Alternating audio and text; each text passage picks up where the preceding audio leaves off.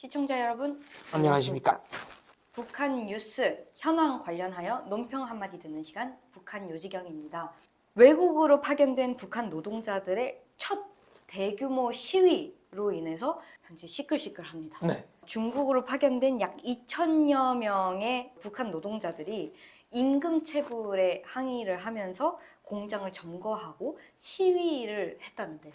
이게 1월 중순에 있었던 일이죠. 1월 11일부터 한 15일? 11일부터 한 14일, 15일까지 이루어졌습니다. 11일부터 15일인 이유는 공장을 점거하고 관리자들을 납치한 다음에 이 인질극을 벌이면서 대치했기 때문에 그래요. 그런데 여기서 이제 시위라고 하면은 어떻게 생각하실지 모르겠지만 사망자도 나왔어요. 네. 관리직 대표를 폭행해서 숨지게 했다고 네. 하네요. 그럼 이런 일이 왜 일어났느냐? 그냥 대충 좀 단순화시켜서 말씀드리면 중국에는 현재 약 9만 명 정도의 북한 노동자가 나가 있습니다. 그런데 이 공장은 길림성, 지린성에 있는 한 의류 가공 업체였다고 하고요. 한 2천 명 정도의 그 북한 종업원이 있다고 하죠. 결국은 돈 문제인데 중국 회사가 지급하는 돈은 1인당 우리 돈으로 쳐서 한 50만 원 정도. 그냥 이제 숫자를 단순화 시킬게요. 사실은 뭐 이렇게 몇만 원에서 몇만 원 숙달된 거에 따라서 차이가 있지만, 그런데 이제 북한 당국이 이렇게 뛰어가고 저렇게 뛰어가고 개인한테 지급하는 거는 뭐 한 15만 원 요 정도였거든요. 그래도 이거 유럽이나 이런 데 나간 노동자에 비해서는 많이 주는 겁니다. 유럽에서는 90% 뛰어가죠. 벌목공도 90% 뛰어가죠. 그런데 심해요. 이번에는 그 돈도 안 준 거예요. 전쟁 준비 자금을 상납해라 그래가지고 한 푼도 안 주니까 내 돈 내놔라 이러고 시위를 했는데, 관리자들이 처음엔 좀 딱딱하게 나가니까 이게 점점점 불어서 이제 북한 사회 최초의 노동쟁의가 일어난 겁니다. 저 뉴스 보고 진짜 이게 실화인가 싶어서 정말 깜짝 놀랐습니다. 거의 최초 아닌가요? 거의 최초죠. 그런데 가장 주목해야 할 점은 북한 당국이 굴복을 해가지고 결국 돈을 줬어요. 돈을 줬는데 이 돈을 준 게 다른 회사 거 돌려막기로 돈을 준 거거든요. 그러면 이제 9만 명이 있다고 그랬잖아요. 이게 북한으로서는 이러지도 못하고 저러지도 못하는 것 중에 하나입니다. 지금은 유엔 제재 때문에 북한의 인력 수출이 사실상 막혔어요. 이 9만 명은 그 이전에 나와 있었고 코로나 전에 나와 있었던 사람입니다. 그래서 중국 입장에서, 그러니까 북한에서는 문제를 일으킨 사람들을 다 들여보내고 교체를 하고 싶어도 중국 측이 부담스러워하기 때문에 그럴 수가 없어요. 그 다음에 과거에 북한은 30억 달러어치를 수입을 하고 20억 달러 정도를 수출을 했는데 나머지 이제 10억 달러를 메꾼 게 무슨 제일동포 충성자금 이런 식의 인력 수출해가지고 착취한 거 등등. 근데 대북 경제 제재 이후에는 지금 수출액이 말도 못하게 급감해가지고 1억 달러가 안 돼요. 밀무역까지 쳐가지고 이제 1억 불이 안 되는 걸로 알고 있습니다. 그러면 돈이 없잖아요. 외화를 가득할 수 있는 거의 그 몇 안 되는, 얼마 남지 않은 통로 중에 하나가 이 외국 그 노동자들이 번 돈이거든요.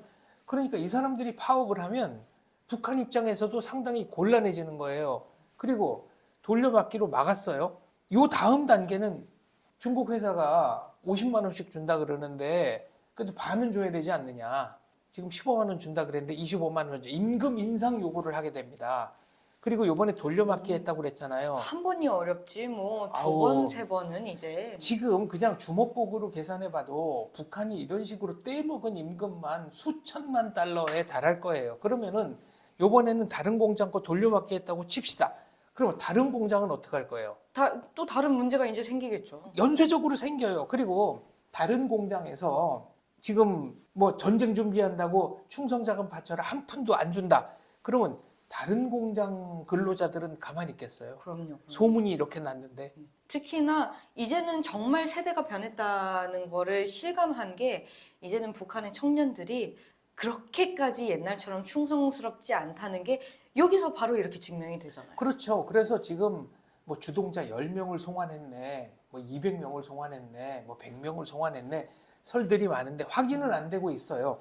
주동자들을 송환한 것 자체는 사실로 보입니다. 그런데 이 사람들을 처벌한다? 그러면 그 소문이 나는 순간에 여기 있는 노동자들 마음에 또 불을 지르는 거예요. 사실 이 뉴스에서는 절반가량을 북한으로 송환했고 전부 다 정치범 수용소에 갈 것이다라고 적기는 했으나 저는 사실 현실적으로 그렇게 하긴 좀 어렵지 않을까 싶긴 합니다. 네, 지금 말씀드린 것처럼 중국 측에서도 대규모로 북한 사람들을 노동자로 고용하는 거에 대해서 상당히 부담스러운 상황이에요. 유엔의 눈치를 보지 않을 수가 없기 때문에 그렇다면 중국으로서도 북한 측 요구를 다 수용할 수가 없는 상황이고 북한 측으로서도 뭐 방법은 있죠.